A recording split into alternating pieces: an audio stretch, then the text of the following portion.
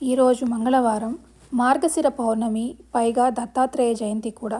అనసూయాదేవి త్రిమూర్తులకు ఒంటిపై వస్త్రం లేకుండా ఏ విధంగా భోజనం తినిపించింది? ఈ రోజున కుక్కలకి ఆహారంగా ఏమి తినిపిస్తే అనుకున్న పనులు వెంటనే నెరవేరుతాయో తెలుసుకుందాం. మార్గశిర పౌర్ణమి పురాణాల ప్రకారం దత్త జయంతి.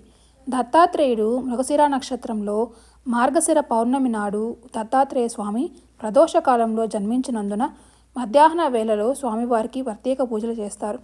అత్రి మహర్షికి మరియు అనసూయాదేవికి జన్మించినట్లుగా శ్రీకృష్ణుడు ధర్మరాజుకు చెప్పినట్లు మహాభారతం తెలిపింది. దత్తాత్రేయుడు బ్రహ్మ, విష్ణు, మహేశ్వరుల అవతారానికి ప్రతీకగా మార్గశిర పౌర్ణమి రోజు దత్తాత్రేయుని ఆరాధిస్తే జీవితంలో ఎలాంటి కష్టములు ఉండవని పురాణాలు తెలిపాయి. దేవుడిని ముక్కోటి దేవతల అవతారంగా భావిస్తారు. ఈయనకు 6 చేతులు, 3 తలలు, శంఖం, చక్రం, త్రిశూల ఆయుధాలు, తన వెంట 4 శునకాలు, గోమాత కూడా ఉంటాయి. ఇలా 3 రూపాల కారణంగా దత్తాత్రేయుని కలియుగ ప్రత్యక్ష దైవంగా పరిగణిస్తారు. ఈ స్వామివారిని ఆరాధిస్తే త్రిమూర్తులను ఆరాధించినట్లేనని చాలామంది నమ్ముతారు.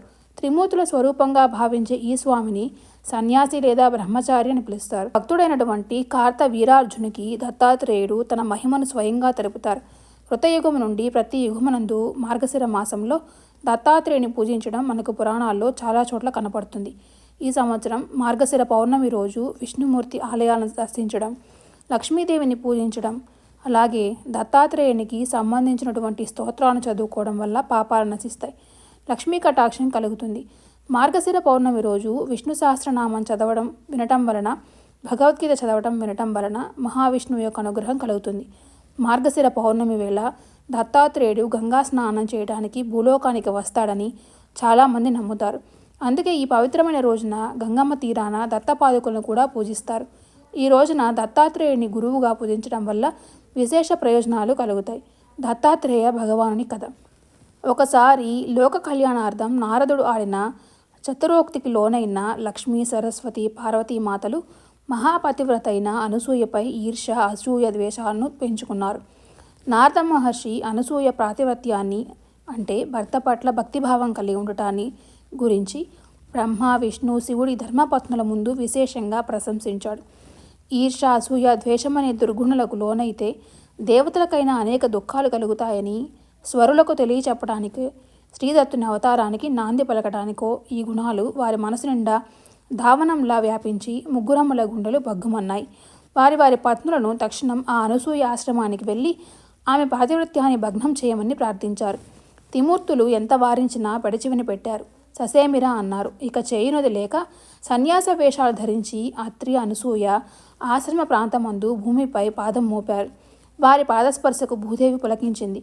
వృక్షాలు వారికి వింజామరలు వీస్తున్నట్లుగా తలాడిస్తూ వారి పాదాల చెంత పుష్పాల పండ్లు నేలకు రాల్చాయి. నెమలి పురివిప్పి నాట్యం చేయసాగింది. లేడి పిల్లలు చెంగు చెంగును గంతులు వేస్తూ వారి వద్దకు వస్తున్నాయి. కుందేటి పిల్లలు వారి పాదాలు స్పృశించి పునీతమవ్వాలని అడుగడుగున ఆ పాదాలకు అడ్డుపడుతున్నాయి. వన్యప్రాణుల కేరింతలతో ఆ ఆశ్రమ వాతావరణం అంతా ఆహ్లాదమవుతోంది. ఈ ఆకస్మిక పరిణామం ఏమిటో అని వారిని చూసిన పక్షులు కిలకిలారావాలు చేయసాగాయి. ఇవి కాక ఒక పక్క పవిత్ర జలపాతాలు, సోయగాలు, మరొక పక్క ఆశ్రమ బాలకుల వేద మంత్రోచ్చారణ కర్ణామృతంగా వినిపిస్తున్నాయి. ఇంత చక్కని ప్రకృతి అందాలకు ఆలవాలమైన ఈ రమణీయ వాతావరణమందు తేలియాడుతున్న ఈ భూలోకవాసులు ఎంతటి అదృష్టవంతులో, మనం ముగ్గురం కూడా చిన్న బాలుర వలె ఈ ముని బాలకులతో కలిసి ఆడుకుంటే ఎంత బాగుంటుందో అని తన్మయత్వంతో ఆ త్రిమూర్తులు పలుకుతారు. అలా మైమర్పిస్తున్న ఆ ఆశ్రమ వాతావరణం నుంచి ఒక్కసారి తెప్పరిల్లి, ఇంతకీ మనం వచ్చిన మాటను మరచి మన భార్యలకు ఇచ్చిన మాటను విస్మరించాం అని తలచి ఆశ్రమం ముంగిటి వైపునకు పయనమయ్యారు. మహా తపోబల సంపన్నుడైన కర్దమ మహర్షికి దేవహూతికి జన్మించిన అనసూయాదేవిని మునిశ్రేష్ఠుడైన అత్రి మహర్షికిచ్చి వివాహం చేశారు. అప్పటి నుండి ఆమె గృహస్థురాలిగా గృహస్థ ధర్మాన్ని చక్కగా నిర్వహిస్తూ అత్రి మహర్షికి సేవలు చేస్తూ అతిథి అభ్యాగతులను ఆదరిస్తూ తన పతి సేవతత్పరతచే పొందిన పాతివ్రత్య మహిమలతో ములోకాలను అబ్బురపరుస్తూ పంచభూతాలు, అష్టదిక్పాలకులు సహితం అణకువగా ఉండేలా చేస్తున్న ఆ పతివ్రత తల్లిని, దివ్య తపో తేజోమూర్తి అయిన అత్రి మహర్షిని చూసినంతనే త్రిమూర్తులు ముగ్ధులయ్యారు. ఆ సాధు పుంగవుల ముగ్గురిని చూచిన ఆ పుణ్య దంపతులు సాదరంగా ఆశ్రమంలోకి ఆహ్వానించి ఉచిత ఆసనాలు ఇచ్చి స్వాగత సత్కారాలు చేసి అనంతరం, మీరు ముగ్గురు బ్రహ్మ, విష్ణు, మహేశ్వరుడు వలె వచ్చినట్లుగా వచ్చి మా ఆశ్రమాన్ని పావనం చేశారు. భోజనాలు సిద్ధం చేశాను రండి అంటూ అనసూయమ్మను ఆహ్వానం పలికింది. అత్రి మహర్షితో కలిసి ముగ్గురు సాధువులు ఆసీనులయ్యారు. ఇక వడ్డన ప్రారంభించుటకు సమయత్తమవుతున్న అనసూయతో ఆమె దుస్తులు ధరించకుండా నగ్నరూపంలో వడ్డిస్తేనే తాము భుజిస్తామని వారు చెప్పారు. వారి పలుకులు విన్న ఆ పతివ్రత తల్లికి శిరస్సున పిడుగుపడినట్లయింది. ఒక్కసారి తన ప్రత్యక్ష దైవమైన భర్తను మనసారా నమస్కరించుకుంది. పాతివ్రత్య జ్యోతి వెలిగించింది. ఆమె జ్ఞాననేత్రం తెరుచుకుంది. కపట సన్యాస రూపంలో ఉన్నది త్రిమూర్తులను గుట్టురట్టు అయింది. వారి అంతర్యం ఏమిటో గ్రహించింది. పెదవుల వెంట చిరునవ్వు చెక్కు చెదరకుండా, ఏమి నా భాగ్యము, ముల్లోకాలను ఏలే సృష్టిస్థితి లయకారులైన వీరు నా ముంగిట ముందుకు యాచకుల వచ్చినారా? వీరిని కనుక నేను తృప్తిపరిస్తే ముల్లోకాలు కూడా ఆనందింపచేసిన భాగ్యం నాకు కలుగుతుంది కదా అని ఆలోచిస్తూ ఒక పక్క ప్రాతిపత్యం, మరోవైపు అతిథి సేవ, ఈ రెండు ధర్మాలను ఏకకాలంలో సాధించడం ఎలా అనుకుంటూ పతికి నమస్కరించి ఓం శ్రీపతి దేవాయ నమః అంటూ కమండలో దకమును ఆ త్రిమూర్తుల శిరస్సున చల్లింది. వెంటనే ఆ ముగ్గురు పసివారులయ్యారు. వెనువెంటనే అనసూయలో మాతృత్వం పొంగి స్తన్యం పొంగింది. కొంగుచాటున ఆ ముగ్గురు బాలకులు పాలు ఇచ్చి వారి ఆకలి తీర్చింది. ఇంతలో ఋషికన్యలు ఋషిబాలురు కలిసి మెత్తని పూలపానపుతో ఉయ్యల వేయగా వారిని జోలపాడుతూ నిద్రపుచ్చింది. ఇంతటి మహద్భాగ్యం సృష్టిలో ఏ తల్లికి దక్కుతుందో చెప్పండి. ఆ వింత దృశ్యాన్ని చూసిన అత్రి మహర్షి ఒక్కసారి తుల్లిపడి మరలా తేరుకొని తన దివ్య దృష్టితో జరిగింది జరగబోతున్నది గ్రహించుకున్నాడు. ఈ త్రిమూర్తులు ఈ ఆశ్రమ ప్రవేశ సమయంలోనే ఆశ్రమ వాతావరణానికి తన్మయత్వంతో పలికిన పలుకులే కార్యరూపం దాల్చడం బ్రహ్మవాకుగా తలచి ఆ చిన్నారులు బుడిబుడి నడకలతో ఆడుతూ గెంతుతూ ఆ ముని బాలకులతో కలిసి వారి కళను పండించుకోసాగారు. మానవులకు బాల్య, కౌమార, యవ్వన, వార్ధక్యాల్లో ఆనందముగా సాగింది. ఈ బాల్యదశే కదా మధురానుభూతిని మిగిల్చింది అని మురిసిపోయారు. కనని తల్లిదండ్రులైన అత్రి అనసూయల పుత్ర వాత్సల్య బాంధవ్య అయోనిజులైన వారికి చాలా కాలం కొనసాగుతోంది. ఇలా ఉండగా లక్ష్మీ, సరస్వతి, పార్వతీమాతలకు భర్తల ఆచూకీ తెలియక గుబులు పుట్టింది. అంతలో దేవర్షి నారదుని వల్లే అత్రి మహర్షి ఆశ్రమం ముందు జరిగిన వింత తెలుసుకున్నారు. దానితో అనసూయపై ఏర్పడిన ఈర్ష, అసూయ, ద్వేషాలు పటాపంచులు అయ్యాయి. వెంటనే వారి స్వరూపాలతోనే అనసూయ అత్రిముని ఆశ్రమానికి చేరుకున్నారు. వారిని మునికన్యలు స్వాగతించారు. ఆ అసమాన అనసూయమ్మ తల్లి ఆ చిన్నారులకు పాలు ఇచ్చి ఉయ్యాల్లో పరుండబెట్టి జోలపాడుతూ ఉంది. అంతలో ఆ ముగ్గురమ్మలను చూసి సాదరంగా ఆహ్వానించి స్వాగత సత్కారములతో సుఖాసీనులను చేసింది. పసిబాలుర రూపాల్లో ఉన్న వారి వారి భర్తను చూచుకొని ప్రతిభిక్ష పెట్టమని కన్నీళ్లతో అత్రి అనసూయ పాదాలను ఆశ్రయిస్తారు.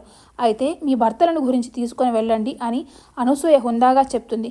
ఒకే వయసుతో ఒకే రూపుతో అమాయకంగా నోట్లో వేలుసుకొని నిద్రిస్తున్న ఆ జగన్నాటక సూత్రధారులను ఎవరో గుర్తించలేకపోయారు. తల్లి, నీ పాతివ్రత్య దీక్షను భగ్నం చేయాలని ఈర్ష, అసూయ, ద్వేషాలతో మేము చేసిన తప్పిదాన్ని మన్నించి మా భర్తలకు దయతో స్వస్వరూపాలు ప్రసాదించమని ప్రాధేయపడతారు. అంతా అనసూయ మాత తిరిగి పతిని తలచుకొని కమండలోదకము తీయు సమయాన త్రిమూర్తులు సాక్షాత్కరించి ఈ ఆశ్రమవాస సమయమందు మీరు కన్న తల్లిదండ్రుల కంటే మిన్నగా పుత్రవాత్సల్యాన్ని మాకు పంచిపెట్టారు. మీకు ఏం వరం కావాలో కోరుకోమన్నారు. నాయనలారా, ఈ పుత్రవాత్సల్య భాగ్యాన్ని మాకు మీరుగా ఇచ్చినారు. అది మాకు శాశ్వతంగా ఉండేలా అనుగ్రహించండి అని వరం కోరారు. అనసూయ ఆ ముగ్గురిని తన పిల్లలుగా శివ, విష్ణు, బ్రహ్మాంశులతో దుర్వాసుడు, దత్తాత్రేయ మరియు వెన్నెల దేవుడు చంద్రుడుగా జన్మించవలసిందిగా వరమడిగింది. ఊయల్లోని ఆ బాలురు అత్రి అనసూయలకు బిడ్డలై కొంతకాలం పెరిగిన తర్వాత బ్రహ్మ, శివుడు వారి అంశలను దత్తనారాయణకి ఇచ్చారు. అప్పటి నుంచి ఆ స్వామివారు శ్రీ దత్తాత్రేయ స్వామిగా అవతారం ఎత్తారు. ఆంధ్రప్రదేశ్లోని కొన్ని ప్రాంతాల్లో కోళ్ల పౌర్ణమి కుక్కల పండగగా వ్యవహరిస్తారు. ఈరోజు కుక్కలకు సజ్జబూరలు, వాటికి ఇష్టమైన ఆహారం పెట్టడం సాంప్రదాయం. ఈ వీడియో కానీ మీకు నచ్చినట్లయితే మా ఛానల్ సబ్స్క్రైబ్ చేసుకోండి, లైక్ చేయండి, షేర్ చేయండి. మరొక మంచి వీడియోతో మళ్ళీ కలుద్దాం. ధన్యవాదాలు.